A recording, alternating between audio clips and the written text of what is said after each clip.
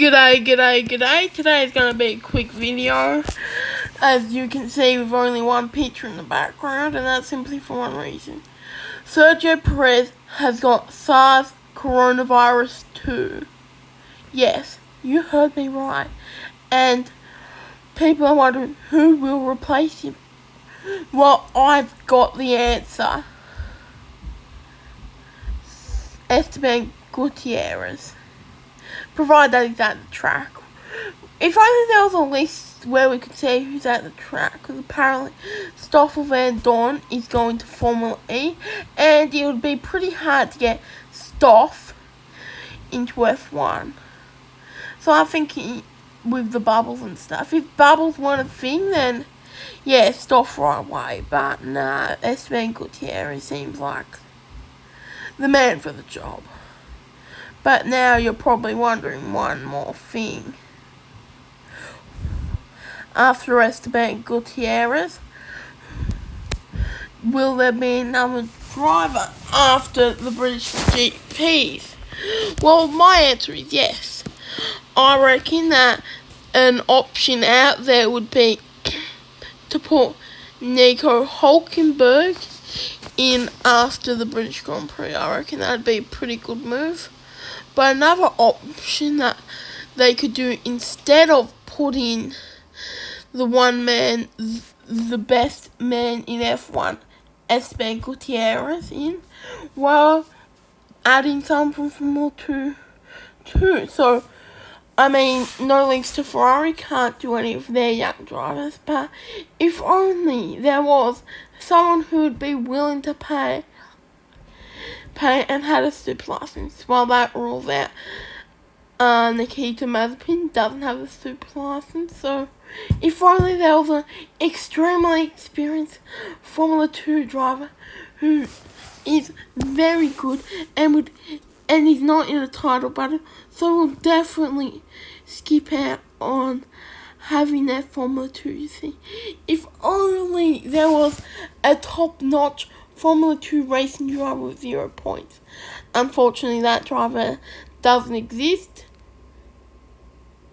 because Artem Markelov is a GP2 driver.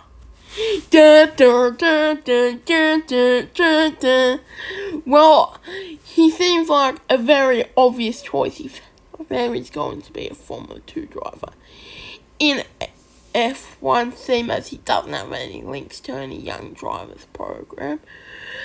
There's one major problem.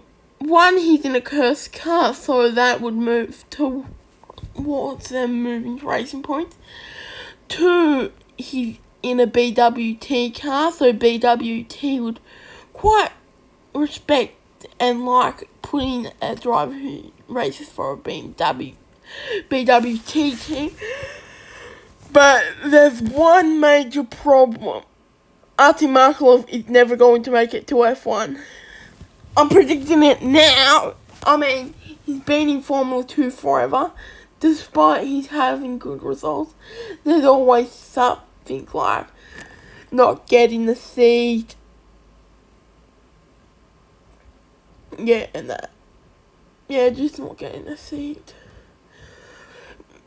But let's say that Esteban Gutierrez does not have a super license, then, well, there could also be another reserve driver with highly experienced Sergei Sirotkin. And you may have noticed that by now.